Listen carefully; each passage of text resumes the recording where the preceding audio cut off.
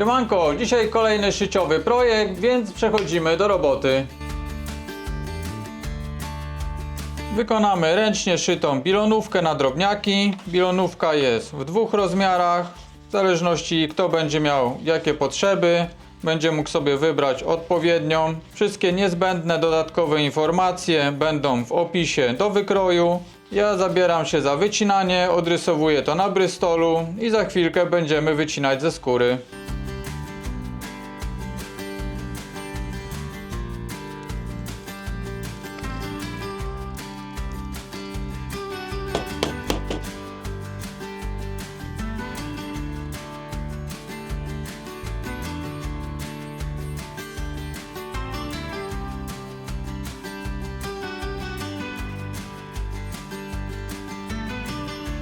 Wycinamy teraz elementy na bilonówkę. Na samym początku wytnę otwór na kieszonkę. Przy tych mniejszych łukach będę używał dziurkacza.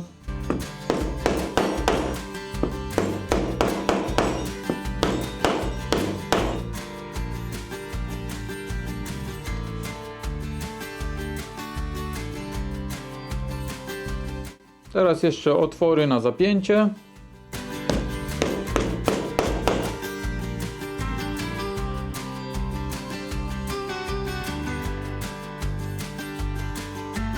Krawędzie sfazowane i teraz polerka.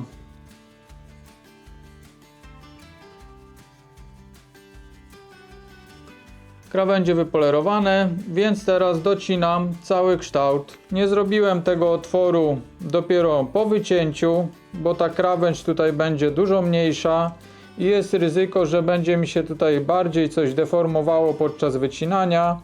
Jeśli mam naddatek taki lub większy, to na pewno jest na plus, bo stabilizuje nam te miejsce, gdzie jest przewężenie. I od razu druga część. I teraz docinam łuki.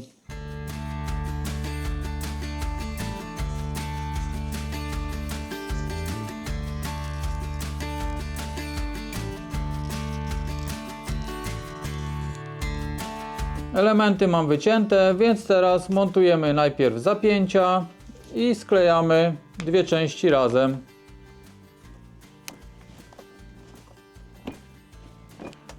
Zapięcie zamontowane, więc pozostało nam tylko skleić.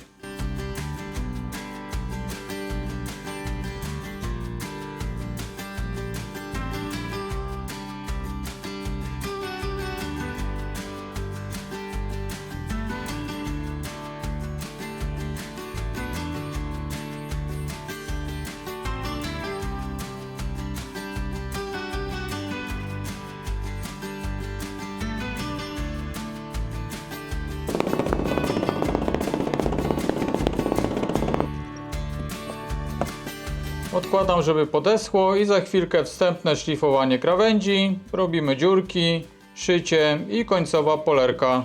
Zabieramy się za krawędzie. Klej już ładnie doschnął. Jeśli zależy nam też na ładnych krawędziach, to nie należy się tutaj śpieszyć z obróbką. Najlepiej skleić i dać temu parę godzin albo nawet dobę, żeby ten klej porządnie związał, wysechł. Wtedy ta krawędź też jest dużo lepsza. Jeśli od razu po klejeniu zaczniemy tutaj pracować na tej krawędzi, no to jest ryzyko, że gdzieś nam tutaj się to porozchodzi pod naciskiem, więc dlatego warto trochę uzbroić się w cierpliwość i odłożyć to na moment, żeby wszystko ładnie nam doschło.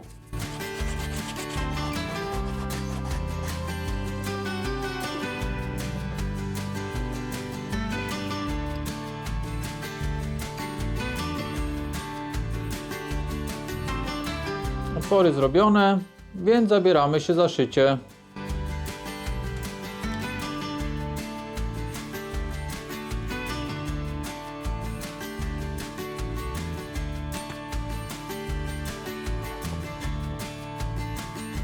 Całość zszyta, więc teraz fazujemy krawędzie i końcowa polerka.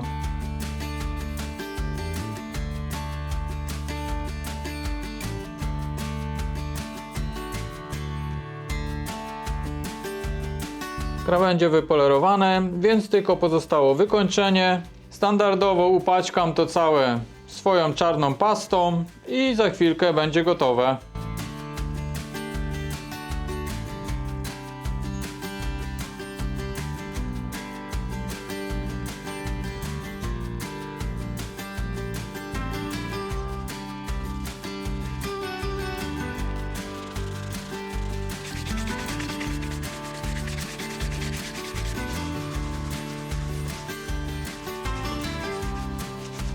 Milonówka gotowa. Standardowo trzeba ją powoli rozpychać, rzucić na początek parę monet, ponosić ją dzień, później dopchać kolejne. Ona fajnie się porozciąga i naprawdę później będzie bardzo pojemna. Początkowo jest dość sztywno i ciasno. Wydaje się, że nic tutaj za bardzo nie wejdzie, ale gwarantuję, że po właśnie takim rozciąganiu ona naprawdę fajnie się wyrobi, będzie miękka i bardzo pojemna.